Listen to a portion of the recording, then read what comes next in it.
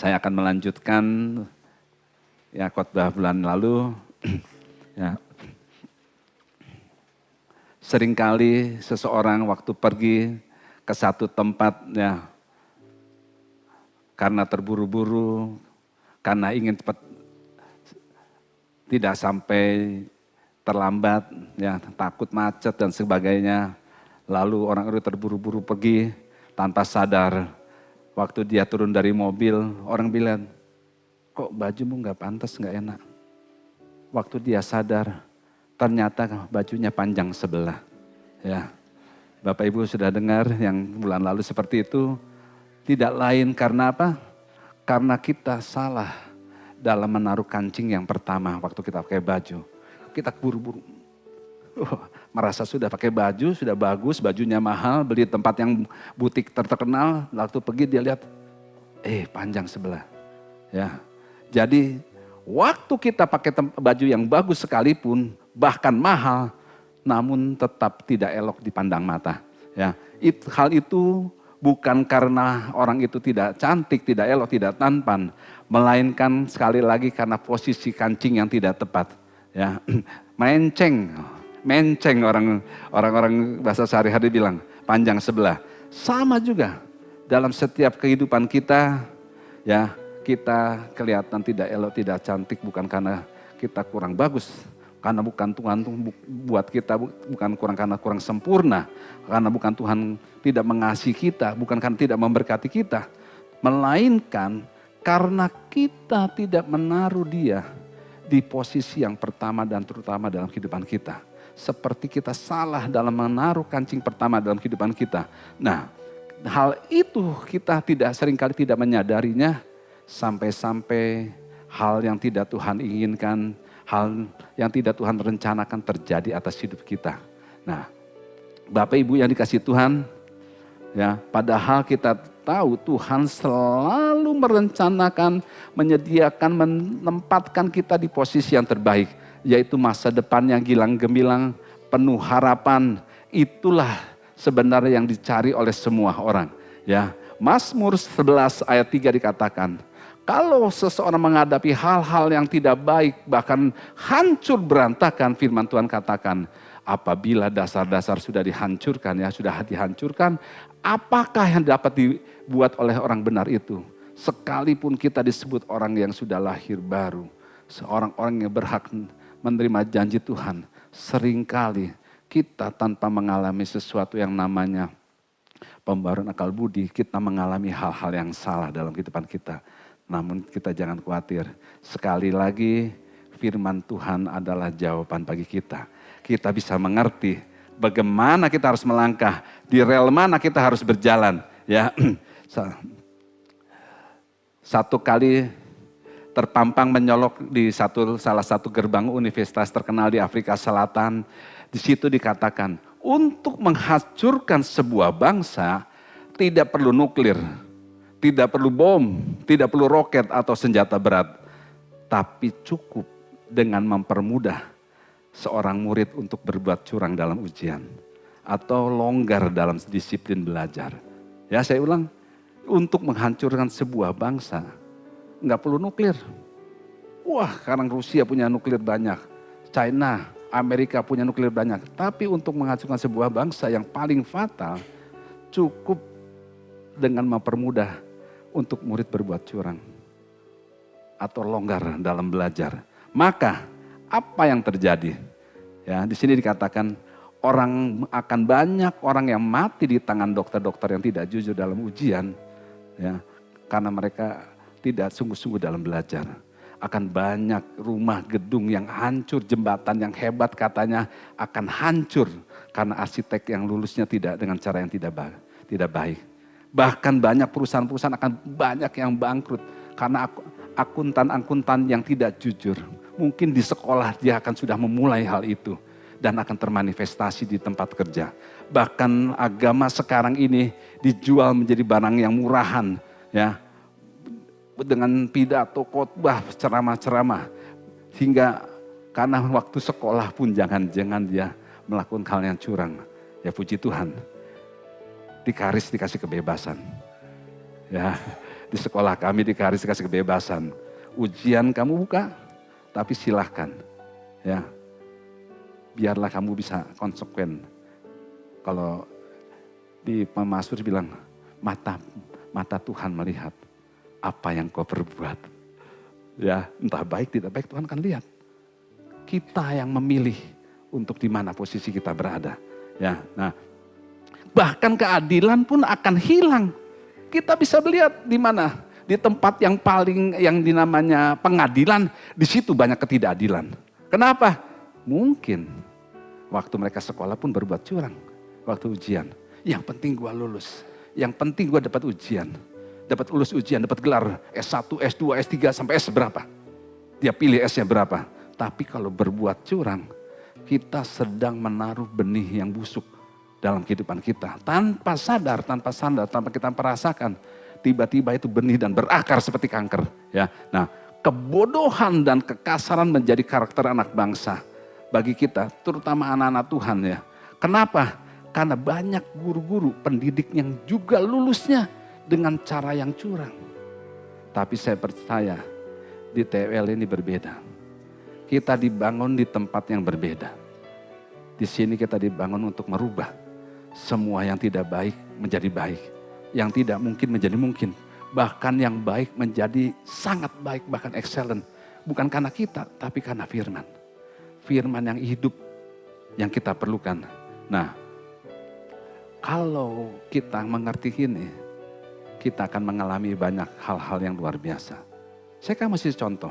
Sekarang negara yang besar seperti China pun, ya mereka berpikir untuk memperoleh hidup yang tenang.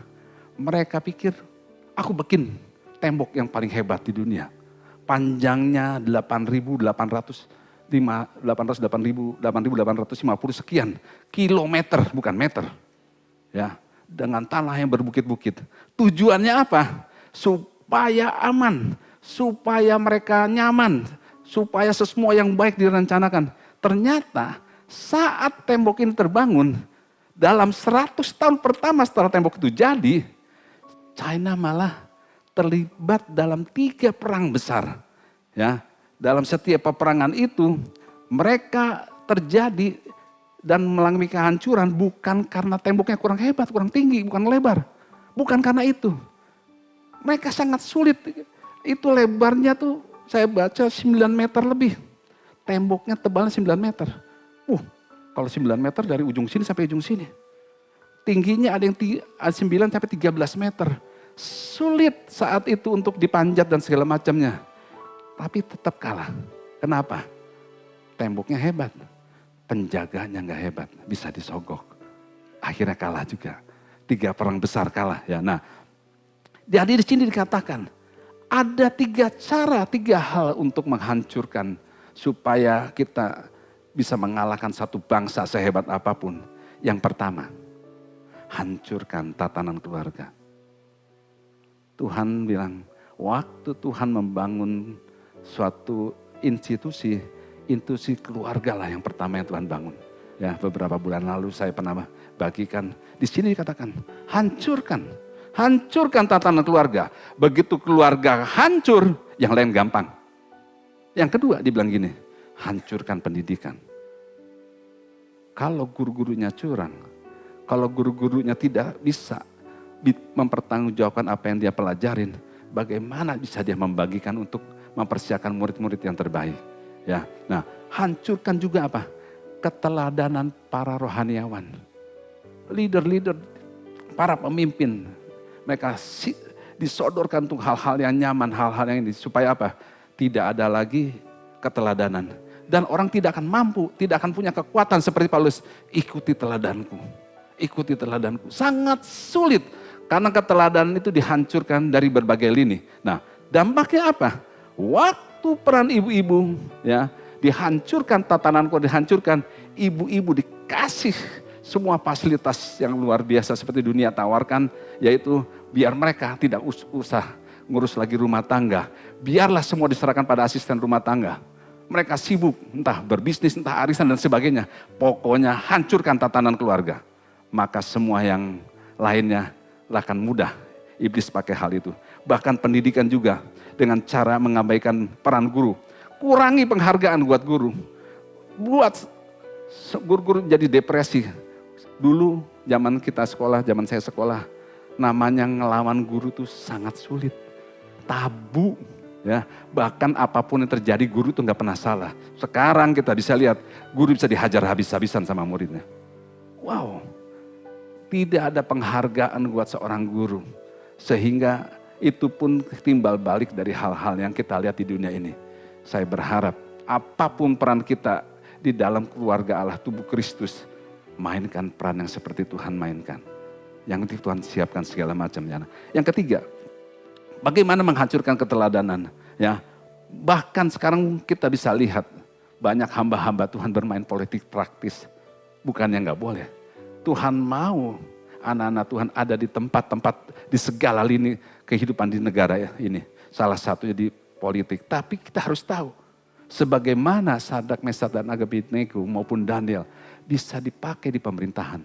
Bermainlah seperti yang firman Tuhan katakan. Taruh hatimu, biar Tuhan bawa ke tempat yang Tuhan siapkan. Nah, saya mau kasih satu video. Salah satu dari 3 tatanan yang dihancurkan oleh iblis untuk orang bisa melihat bagaimana kita harus bisa peka dan jeli. Silakan.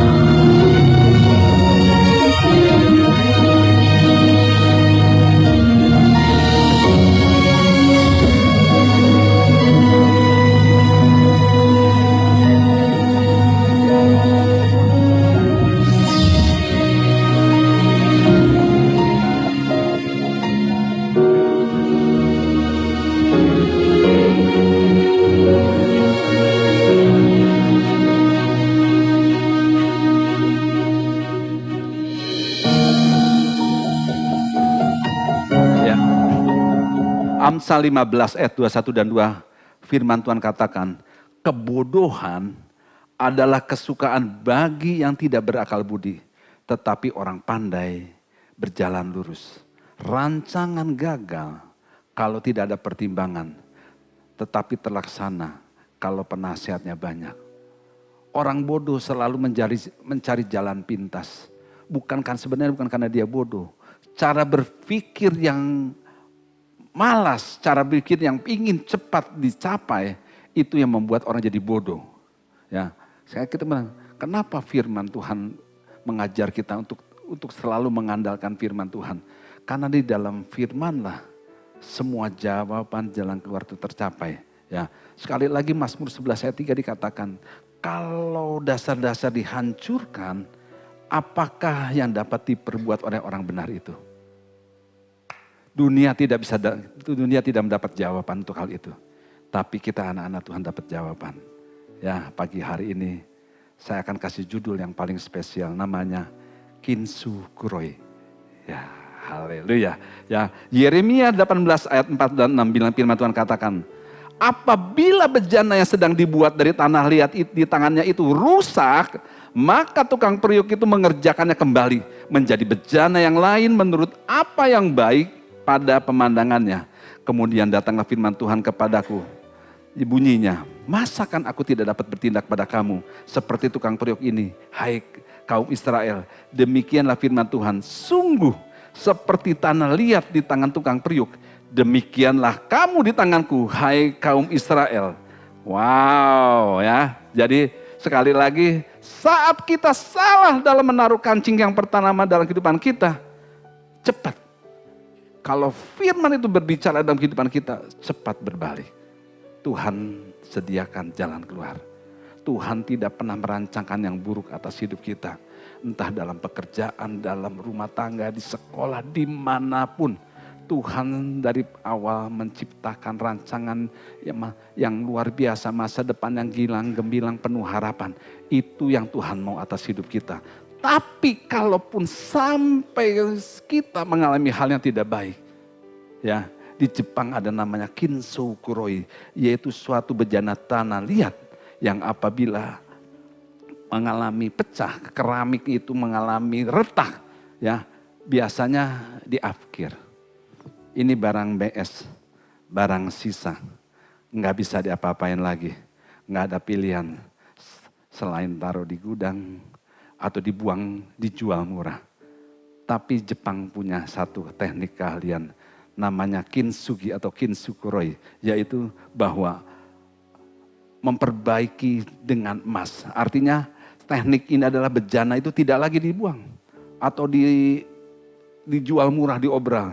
Dia dengan cara memasukkan emas ke dalam retakan celah-celah tersebut. Ya, mungkin kita bisa lihat. Ya, ada gambarnya. Jadi satu teknik yang luar biasa. Kalau kita punya barang yang sudah retak kayak begini, nggak ada pilihan lain selain taruh di gudang. Sebentar, sabar, jangan terlalu bersemangat. Ya, kita lihat. Kalau udah begini, misalnya saya bilang sama Pak Delbi, kita jual itu guci tembikar itu 5.000 sudah. Buat tikus juga saya nggak ada yang mau itu, buat tikus itu tempat selain tempat buat kecoa diam di situ. Nggak ada yang mau. Selain apa? Mundur satu lagi. Selain taruh di gudang, kalau kita merasa sayang taruh di gudang. Ya, saya mau kasih tahu. Mertua saya punya barang yang berharga seperti ini. Ya, sangat banyak. Dia ada 2 toko di Solo. Ya. Kalau orang bilang dulu saya selalu dengar, ini adalah harta karun. Betul, harta karun. Barang-barang itu berharga di atas kertas. Saya bilang di atas kertas jumlahnya puluhan, mungkin ratusan miliar. Kalau laku. Kalau laku, kan namanya di atas kertas. Tapi kalau ada yang cuil retak seperti itu, nggak ada pilihan lain. Dibuang sayang, ya, dipecahin, diomelin. Gimana? Taruh di gudang sana, ditumpuk banyak. Ya. Jadi kita bisa lihat, tapi di Jepang, retakan yang terjadi, ternyata bilang ada sejarahnya. Kenapa bisa sampai retak? Kenapa sampai pecah? Jadi dia isi dengan cairan emas murni. Coba kasih lihat. Menjadi bagus. Tapi yang luar biasa, retakan itu, guci yang gak ada harganya itu, begitu dikasih cairan emas di Kintsukuroi itu, harganya lebih mahal daripada yang masih utuh. Wow. Ya, lebih mahal daripada yang masih utuh. Nah, ya, jadi waktu retakan itu terjadi atas hidup kita, firman Tuhan katakan, kamu jangan tutupi. Serahkan semua kepada Tuhan. Nyatakan, akui segala kesalahanmu. Tuhan akan isi setiap retakan kehidupanmu dengan kasih Tuhan yang tak bersalah. Dengan kasih yang tak terbatas itu. Dia setia sama janjinya. Kalau engkau mengaku dengan mulutmu menyatakan kesalahanmu, aku akan mengampuni setiap dosamu. Jangan takut. Dan firman Tuhan katakan, aku tidak akan mempermalukan kamu. Bahkan aku akan angkat tinggi-tinggi. Akan aku pulihkan keadaanmu. Lebih berharga dari sebelumnya. Kinshiko-roi kalau orang Jepang bisa memulihkan barang yang rusak menjadi berharga. Tuhan lebih lagi.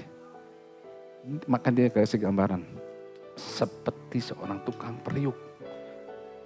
Yang akan mengolah semua bejana tanah liat. Apapun kondisinya. Apapun pekerjaanmu yang rusak. Rumah tanggamu yang hancur. Anak-anakmu yang bagaimana kondisinya. Suamimu, istrimu, siapapun. Tuhan bisa pulihkan menjadi bejana yang indah. Ya, nah, seberapapun itu tadi, dosa selalu mengintimidasi. Keretakan itu membuat kita menjadi, kita bikin stronghold, bikin benteng-benteng dalam kehidupan kita. Yang sulit, yang susah untuk Roh Kudus mau mengajak kerjasama dengan kita. Makanya dia bilang, jangan kamu tutup-tutupi, biarlah hatimu terbuka terhadap firman yang hidup itu. Biarlah bejana yang retak itu, seperti dosa yang menghantui itu, yang mengintimidasi kita. Tapi pada waktu kita datang sama Tuhan, Tuhan bebaskan semua belenggu ikatan itu. Dan kau akan menjadi orang yang merdeka karena firman Tuhan. Ya, nah, sadarilah kehidupan kita hari ini adalah pilihan kita di masa lalu. Tapi pilihan kita hari ini menentukan hari depan kita yang seperti yang kita pilih hari ini. Itu janji Tuhan. Waktu kita pilih firman di atas segalanya yang pertama dan terutama. Janji Tuhan. Masa depan gilang gemilang itu jadi bagian kita. Itu sudah pasti. Nah, jika bangsa Jepang sekali lagi tahu teknik yang terbaik. Yang rongsokan menjadi balang bendera tinggi. Penebusan Kristus yang di kayu salib itu adalah tadi dinyanyikan karya terbesar atas hidup kita.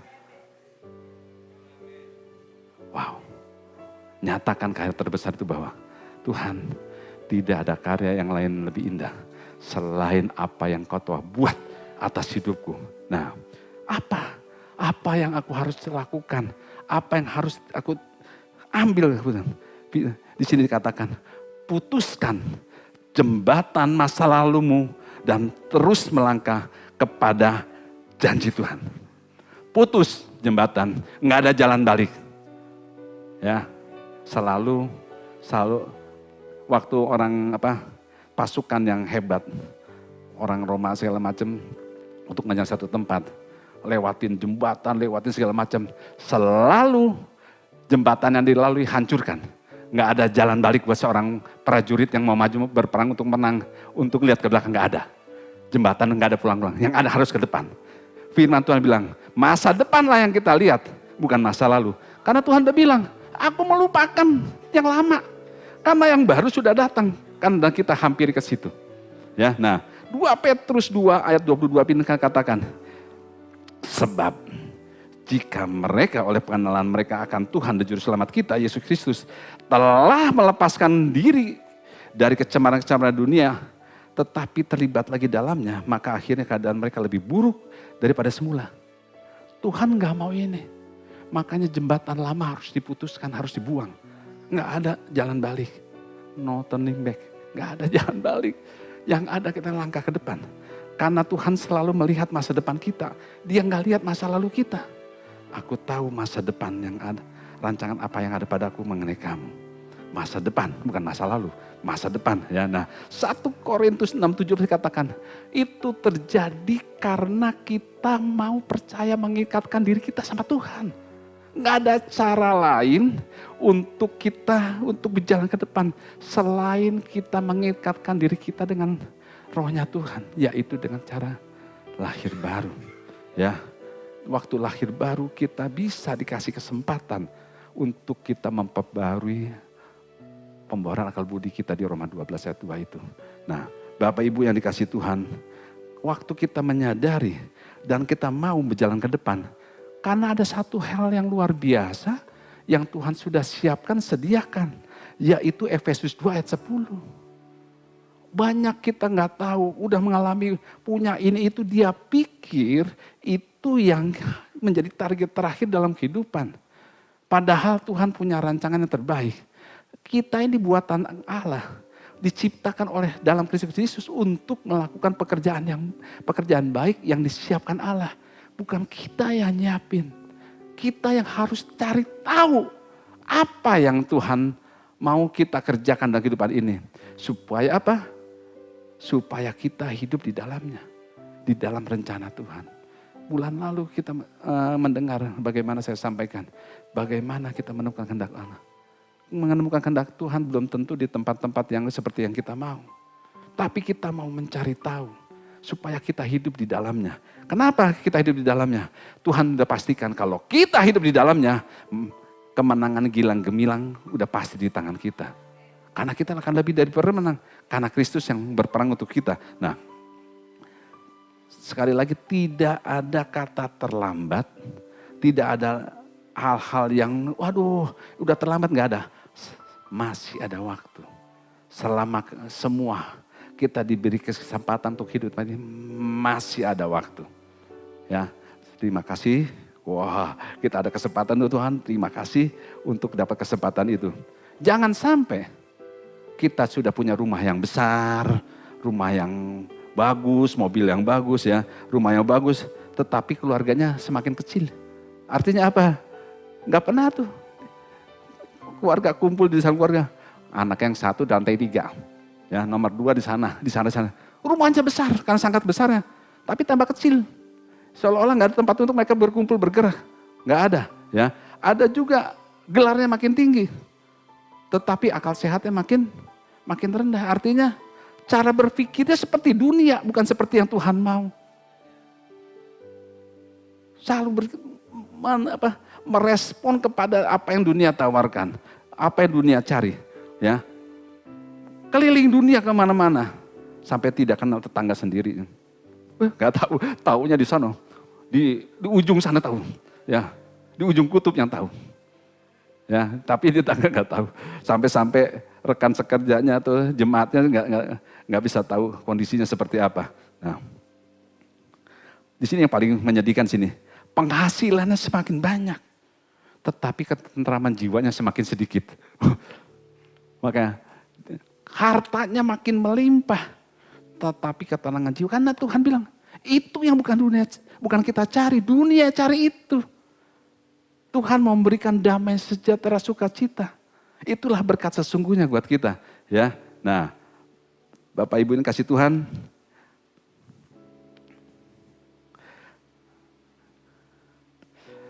Bagaimana kita dapat menjalani kehidupan yang baru? Ya, menjadi seperti ciptaan yang baru. Di sini dikatakan bahwa kita tidak bisa menjadi ciptaan yang baru tanpa memiliki jati diri yang baru. Saya kasih contoh. Waktu kemarin orang tua saya meninggal, papa saya meninggal.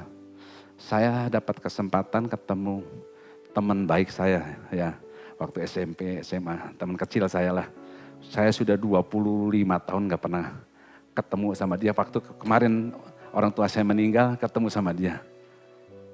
Saya pikir saya sudah berubah. Menurut saya. Seperti yang saya bayangin, saya berubah dulu karena saya pernah ceritakan bagaimana masih kecil itu saya salah menempatkan kancing saya. Kerja saya cuma main. Sehingga akhirnya studi saya berantakan. Ya. Setiap akhir tahun saya kalau nggak naik kelas selalu jual paling belakang. Setiap akhir tahun saya ketakutan, naik enggak. Puji Tuhan. Pemerintah kasih perpanjang 6 bulan. Nyaris. Saya bukannya puji Tuhan gimana. Karena kelas 6 itu. Kalau nggak ada perpanjangan 6 bulan. Saya nggak lulus. Salah saya dalam menaruh kancing pertama. Saya pikir dengan berubah kebiasaan yang tadinya nggak pernah belajar menjadi rajin belajar. Otomatis jati diri saya berubah. Enggak. Saya dengar dari mulut saya pikir begitu. Ketemu teman yang kecil begitu akrab, dia bilang, terus terang, gue tuh gak percaya lu bisa jadi dokter. Kenapa lu gak percaya? Ya, gua kalau mau jujur aja. Kalau lihat lu kayak dulu mana mungkin lu jadi dokter. Jadi kita berubah kebiasaan tidak bisa merubah jati diri kita. Hanya menerima Yesus menjadi Tuhan dan Juru Selamatlah. Kamu berubah dari dalam. Kamu melakukan yang baik, melakukan yang sempurna, ya. Itu yang baru akan tampil perubahan hidup dalam kehidupan kita. Bukan kebiasaan, bukan behavior. Jadi situ saya seperti diingatkan. Kamu berubah bukan karena kamu mampu loh. Kamu jadi dokter pun bukan karena kamu ngapa-ngapain. Lihat, kamu punya gelar segala macam, teman SD, teman SMP, SMA. Yang dia ingat semua yang buruk atas hidup saya. Semua kegagalan dia ingetin. Saya bilang, gua gak nyangka lu bisa jadi dokter. Puji Tuhan, saya udah diperbaharui, jadi saya gak perlu bersinggung. Saya langsung dalam hati mengucap syukur, terima kasih Tuhan. Yesus yang mengubah hidup jati diri saya. Aku gak mau dengar dia bilang apa, tapi aku mau dengar Yesus bilang apa atas hidupku. Saya percaya, keretakan yang terjadi atas hidupan kita, biarlah Tuhan yang merubah jati diri kita. Ya, nah, jika kita mengalami perubahan jati diri, kita tidak lagi menjadi seperti pohon Natal. Ngerti gak pohon Natal? Pohon Natal dia akan nyala kalau hari Natal. Nyala, bersinar. Selesai pohon Natal, Januari cabut, mati lagi. Sekarang untung gak ada pohon Natal kita ya. Artinya kita selalu menyala di dalam Yesus. Ya. Makanya kita jangan senang dulu pohon Natal. Lu mau jadi pohon Natal. Atau jangan juga seperti apa? Kapal selam. Kapal selam tuh naik setahun 2-3 kali. Waktu Paskah dan Naskah dan Paskah. Janganlah datang beribadah sama Tuhan pada waktu kamu cuma butuh. Kapal selam akan naik pada waktu dia butuh. Untuk isi bahan bakar. Atau cari hal-hal logistik. Jangan cari Tuhan pada waktu kamu hanya butuh. Carilah Tuhan. Sewaktu kamu berkenan ditemuinya. Entah baik tidak baik, carilah Tuhan. Karena dia harus ditaruh di tempat yang pertama dan terutama. Enggak ada pilihan buat kita bagi orang percaya. Karena waktu kita pilih dia di tempat yang pertama dan terutama, otomatis hukumnya, perjanjiannya digenapi atas hidup kita. Ya, dunia kan bisa lihat, mana mungkin sih masa segala macam. Saya bersyukur jadi entah situasi baik nggak baik, saya diingatkan. Baru ingat, di rumah duka lebih baik daripada rumah pesta. Kenapa di rumah duka saya diingatkan siapa diri saya? Lewat teman saya itu. Oh iya ini. Tuhan bilang lebih baik di rumah duka daripada di rumah pesta. Di rumah dukalah saya diingatkan. Ya, di situ bilang akhir dari kehidupan kita. Apa yang ini? Tapi saya diingatkan siapa diri kita? Bener enggak kita punya koneksi dengan baik dengan dia? Nah, dengan kita menyadari perubahan jati diri kita, ya, pertobatan yang kita alami itu akan membawa kita keselamatan yang sejati juga, yang benar-benar. Banyak orang bertobat, ya, tapi tidak mengalami perubahan jati diri. Artinya tobat dan umat. Makanya kayak tomat. Lu jangan tobatnya kayak tomat. Kenapa? Hari ini tobat, Minggu tobat, Senin sampai Sabtu kumat, tomat. Jadi, ya, pertobatan yang seperti itu. Nah, kita menyadari bahwa karena 2 Korintus 5:17 katakan, karena kita di dalam Kristus, kita ciptaan yang baru. Yang lama sudah berlalu, sesungguh yang baru sudah datang. Kita tahu bahwa waktu kita menyerahkan hidup kita sama Tuhan, yang baru sudah datang. Tuhan mau kita buka hati kita. Sekali lagi mengisi keretakan,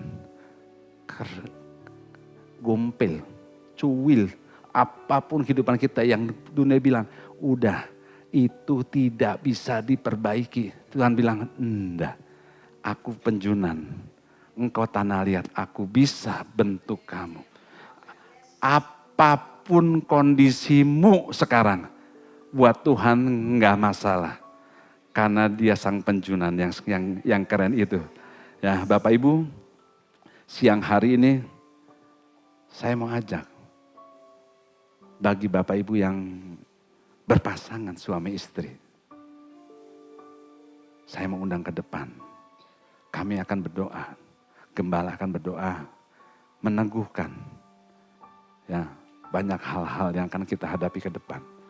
Lupakan masa lalu. Lupakan hal-hal keretakan, cuil, atau gompelan, bahkan kehancuran tembikar yang kita bangun dalam kehidupan. Atau pekerjaan kita yang selalu dibilang lu gak bakal berhasil. Ya, gak ada kesepakatan dalam rumah tangga. Bapak Ibu yang kasih Tuhan, waktu kita memilih, ya, waktu untuk kita memilih yang namanya rekonsiliasi, pemulihan yang seperti yang Tuhan mau, Mazmur 133 ayat 3 akan terjadi. Coba tolong ditampilkan. Mazmur 133 ayat 3. Jadi firman Tuhan katakan, sebab, ya, coba, Stephen tolong. Di sini pun Tuhan bilang, kamu tidak akan berjerih payah. Kamu tidak akan berusaha sedemikian rupa. Sebab ada berkat yang bisa datang sendiri. Nah ya, wah ini model baru nih, gue belum pernah dengar. Ada berkat yang gak perlu kita kejar.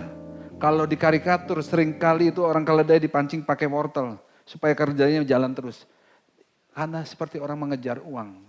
Uang semakin dikejar semakin pergi jauh. Ya, semakin kerja dia seperti punya sayap bisa terbang. Mazmur 133 ayat 3b bilang, seperti embun gunung Hermon yang turun ke atas gunung-gunung Sion. Sebab kepada anak-anak Tuhanlah, kepada jemaat TLW lah Tuhan memerintahkan berkat kehidupan untuk selama-lamanya. Haleluya. Beri tepuk tangan buat Tuhan Yesus. Ya, Gunung Hermon seperti Bapak Ibu pernah dengar, Gunung Hermon adalah gunung tertinggi di Israel, tingginya kira-kira 800 meter, sedangkan Sion adalah satu tempat yang lebih rendah, jauh lebih rendah. Di sana terdapat tanah-tanah kering, tanah yang gersang, tanah yang pecah-pecah. Itu terjadi kalau di tempat kita musim panas kemarau, kita melihat sawah-sawah terpecah, terbelah. Itulah Gunung Sion. Tuhan mengalir, berkat Tuhan mengalir. Dari tempat kelimpahan kepada tempat yang kering. Ternyata Bapak Ibu, sekali lagi ada berkat yang tidak perlu kita kejar. Sebab Tuhan yang memerintahkan itu semua. Makanya firman Tuhan katakan, berkat Tuhanlah yang jadikan kamu kaya. Susah payah tidak akan menambahinya. Kalau kita tahu cara kerjanya Tuhan seperti ini, lalu prosesnya gimana? Ayat 1 dan 2, kita lihat. Ayat 1 dan 2 firman Tuhan katakan begini, sungguh alangkah baiknya, sungguh alangkah indahnya. Bila apa? Saudara, bila keluarga hidup rukun dan damai. Masalahnya rukun gak bisa turun dari surga tiba-tiba, jebret, gak bisa. Yang bisa jatuh cuma duren, ya duren jatuh. Ya, yang bisa jatuh cuma duren. Rukun gak bisa jatuh turun dari surga, ya harus dibangun, kita bina untuk disiapkan segala sesuatunya, ya baru berkat itu mengalir. Yang terakhir, ya kasih tanpa batas akan kita terima. Satu kali ada seorang suami istri, karena tadi kita ngebahas suami istri. Satu kali ada seorang suami istri pergi ke toko kelontong, di situ terdapat berbagai macam tembikar keramik guci yang mahal harganya, tersusun rapi. Karena satu lain hal, si istri tidak sengaja, tasnya yang mahal itu menyenggol, ya ada deretan keramik yang biar karena satu kesenggol, pecah. Coba kasih lihat gambarnya. Hancur. Barang yang mahal, bukan harganya yang mahal. Karena untuk diganti, ini hanya ada di dinasti ini. Dan kalau kita balikin, gak ada harapan. Gak mungkin. Dan kalau ganti, bayar mahal dengan seperti ini. Wow. Ya, bayarnya terluka, tangan pun terluka, ngeluarin dari dompet. Ya, nah si ibu itu dengan dengan berlutut di lantai, bukan hanya rasa malu yang menghantui dia, tapi tangannya karena kita tahu kalau keramik pecah, dia pun tajam. Dia kumpulkan keramiknya yang pecah itu karena dia merasa bertanggung jawab. Suaminya ikut bantu. Di situ terlihat tangan yang berdarah-darah. Lalu datanglah manajer toko tersebut datang. Ibu, sudah biarkan. Tidak Pak, saya harus bereskan dan akan bayar apa yang menjadi tanggung jawab saya untuk usahakan. Tidak usah Bu, jangan khawatir. Lebih baik ibu segera ke rumah sakit untuk mengobati tangan ibu yang terluka parah. Karena semua barang yang ada di toko kami sudah diasuransikan.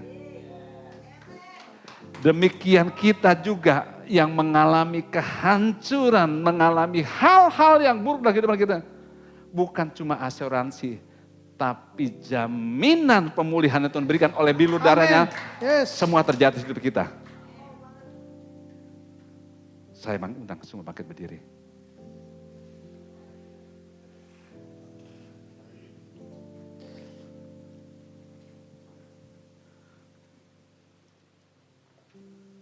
Tuhan yang memulihkan, Tuhan juga yang menyembuhkan semua luka, dosa maupun kesalahan kita.